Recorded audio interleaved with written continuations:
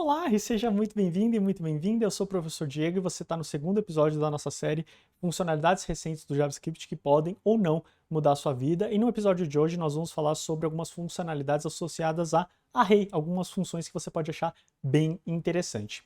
E para poder exemplificar, eu vou trazer um array bem simples de números. Então eu tenho ali os números de 1 até 10. E se eu quiser acessar um valor específico desse array, nós utilizamos geralmente, o índice. Então, se eu quiser acessar o primeiro valor, eu utilizo o índice 0. Se eu quiser acessar, por exemplo, o sexto valor aqui, o 6, eu parto do índice 0, 1, 2, 3, 4, 5. Então, se eu acessar o quinto aqui, eu tenho o valor do número 6.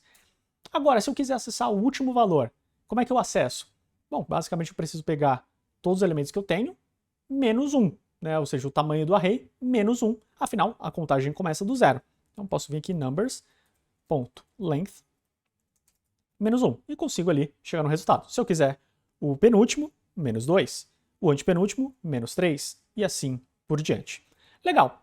Agora, se eu quisesse uma forma mais fácil de fazer isso, será que tem? Tem através agora da função at. Essa função at ela foi acrescentada aqui nos arrays e ela permite você fazer o acesso através do índice também. Então, se eu colocar o índice 0 aqui, eu consigo o primeiro elemento. Se eu quiser acessar o número 3 aqui, seria o 0, 1, 2. Consigo o elemento número 3. No entanto, a grande diferença aqui tá quando eu quero acessar elementos que estão mais para o final. Ao invés de colocar aqui numbers.length, menos 1, menos 2, menos 3, eu consigo utilizar agora índices negativos. Então, se eu quiser acessar o último elemento, eu coloco menos 1. Se eu quiser acessar o penúltimo, menos 2. O antepenúltimo, menos 3. E aí, dessa forma, você consegue acessar sem ficar dependendo do cálculo do número de elementos que você tem na sua lista. Bem legal, né?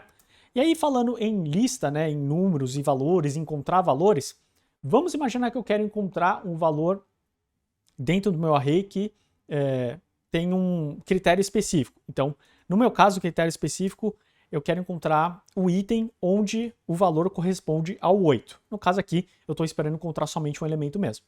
Se eu espero encontrar somente um e eu tenho um critério bem definido, eu posso utilizar o find, numbers.find. E ele funciona muito bem para isso, Number traz para mim um elemento onde o number vai ser igual a 8. E ele trouxe aqui sucesso absoluto. No entanto, vamos pensar um pouquinho no trabalho que ele tem para poder fazer isso.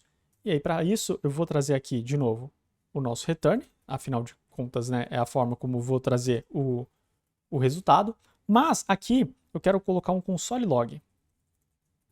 E aí eu vou colocar o famoso passei aqui.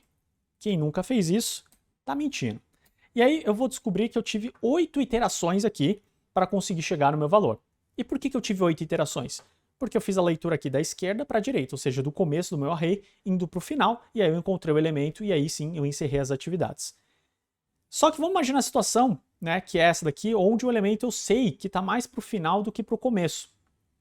Então, dentro do meu algoritmo ali, de alguma forma eu sei que esse elemento está mais para o final do que para o começo.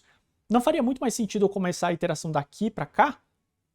Se eu quero fazer isso, eu consigo utilizar a função findLast. Então, se eu vier aqui na nossa implementação e colocar o findLast, eu vou ter o mesmo resultado, ele vai encontrar o número 8 assim como o find.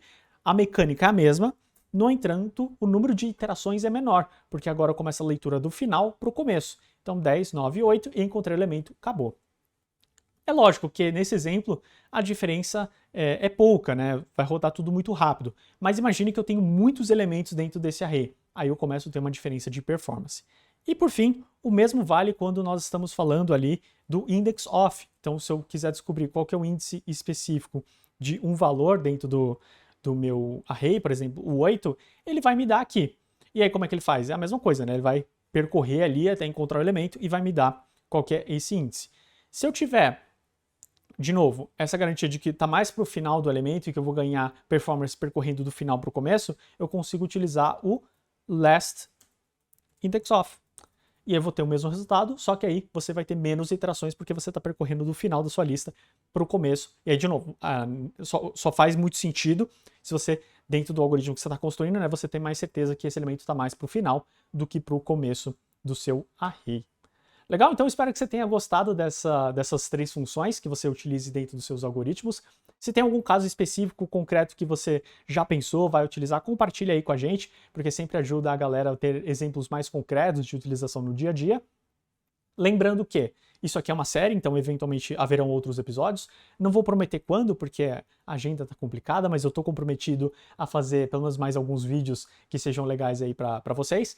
E lembrando também que o material escrito ele está na descrição do vídeo, então todos os exemplos de código e explicações mais detalhadas estão lá e você pode conferir, é tudo gratuito, tudo 0800. E aí qualquer erro, qualquer coisa que você precise de ajuda, a caixa de comentários está sempre aberta, é o espaço onde nós podemos nos aproximar um pouquinho, tá bom? Então eu espero te ver em um próximo episódio. E tem vários outros vídeos para você ver enquanto o episódio não estiver pronto, tá bom? Então vai utilizando aí e a gente se vê numa próxima. Tchau, tchau!